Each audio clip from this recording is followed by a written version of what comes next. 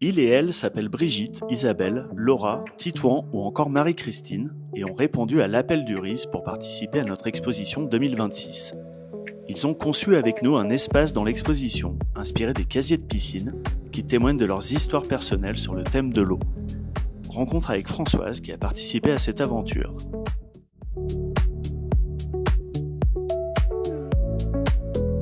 Je connais le RIS depuis son ouverture. J'ai toujours eu l'occasion de fréquenter ce lieu qui est une petite pépite à Villeurbanne.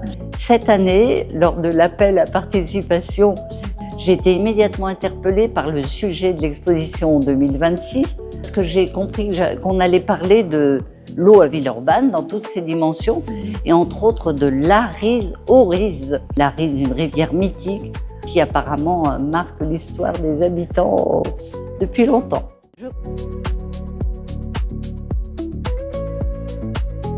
J'ai découvert une équipe du RIS très investie, très technique, très savante dans le choix des expositions.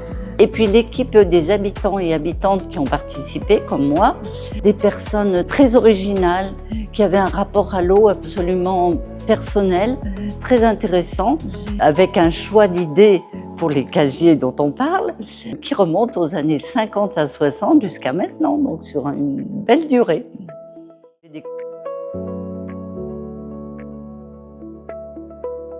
J'ai choisi de raconter l'histoire du phare, qui est un lieu de bénévolat où je me rends tous les mardis depuis l'année 2020 environ, qui est un lieu d'accueil de familles à la rue ou en hébergement sommaire.